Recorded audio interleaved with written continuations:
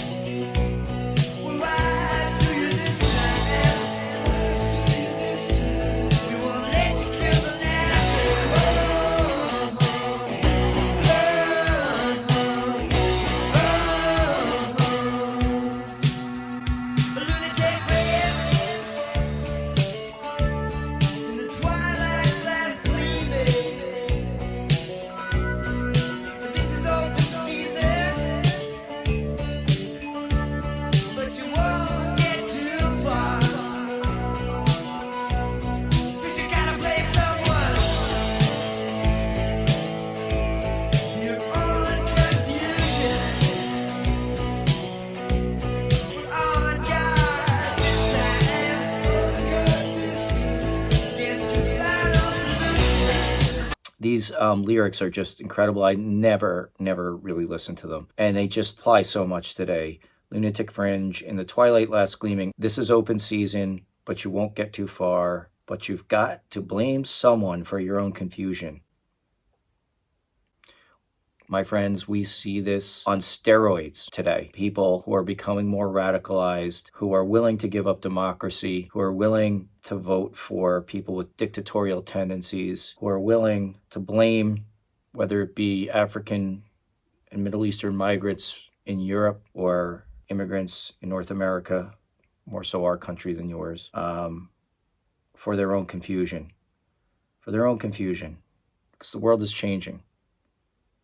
And a lot of people are just, they can't absorb it. They can't accept it. Maybe they're being left out or feel like they are. And instead of choosing the path of education and compassion, they become angry and choose a very dark path. But we're on guard this time. I really hope that's true. I'm not so sure we are. We should be. You know, I do a lot of World War II history on this channel. I feel like the farther away, and I said this recently on one of my videos, the farther away we get from the lessons of that war, the more susceptible it seems like the world is to repeating the patterns of it. Certainly what's going on in Europe right now and certain people's indifference to it, I think is sort of telling. And then finally here, but we're on guard this time. We're on guard this time against your final solution. That is 100% a reference to Nazi Germany.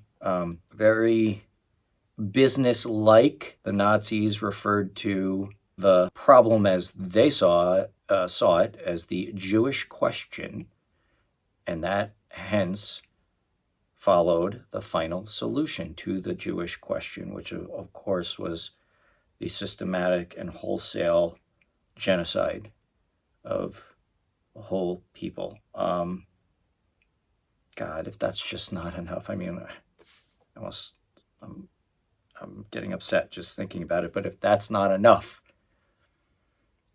if remembering that is not enough, I don't know what is.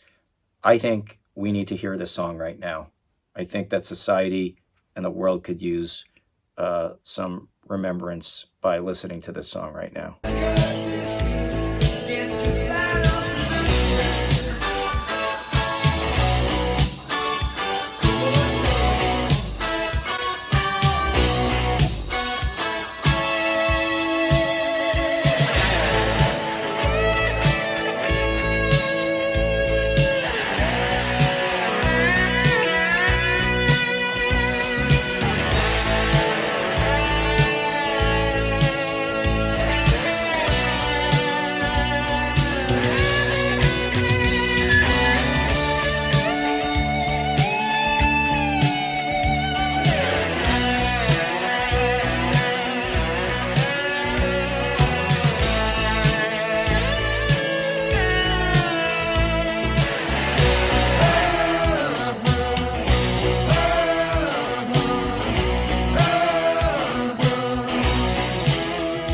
That whole guitar solo segment right there, oh my God, that was very, very evocative of Pink Floyd and David Gilmour. That sad, weepy, slow, emotional guitar playing. Who played the guitar? I know Tom Cochran does, because I remember the Life is a Highway video. He's going nuts on his guitar. Did he play that, or did someone else in the band?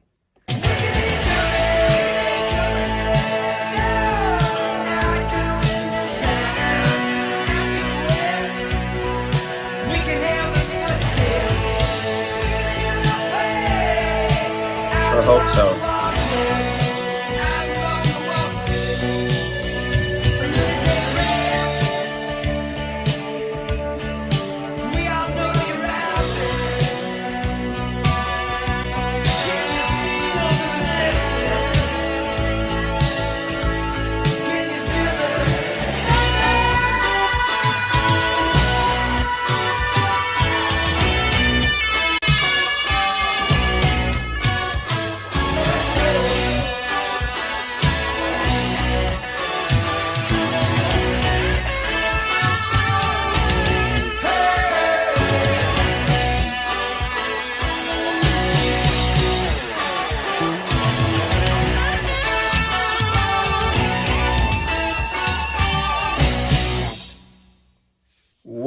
my friends. Whoa, whoa, whoa. Yeah, like as I said, I know the song. I know it very well. It's been in the back of my mind, in the background of my life for a long, long time.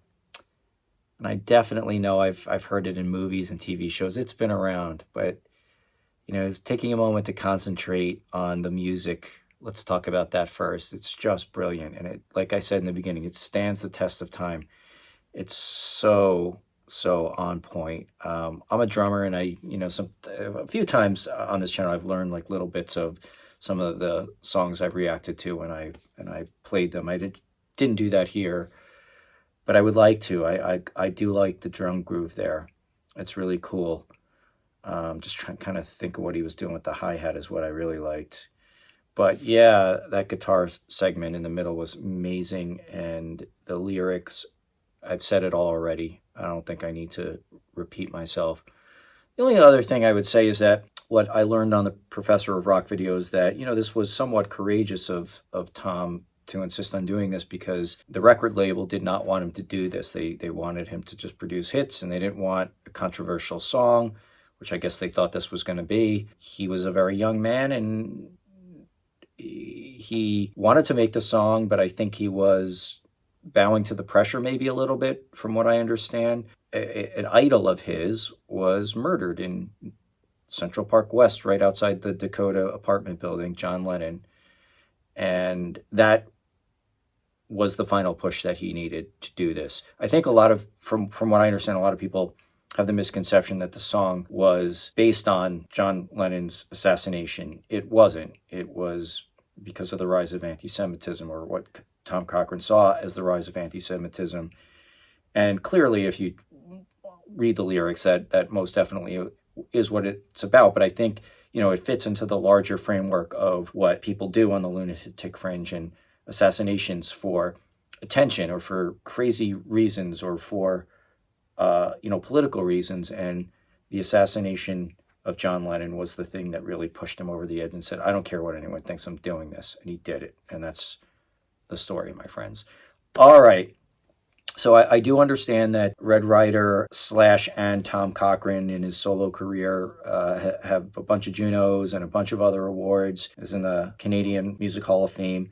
So what other songs? Let me know. Let me know what you think would be interesting for me to react to. And if I do another one, I'm pretty sure they will be completely unknown to me and a first-time reaction. I also finally I understand he's still going. I understand he's still touring. God bless him. And I hope you enjoyed this, my friends. If you did, please consider liking and subscribing. And I'll see you soon. Peace.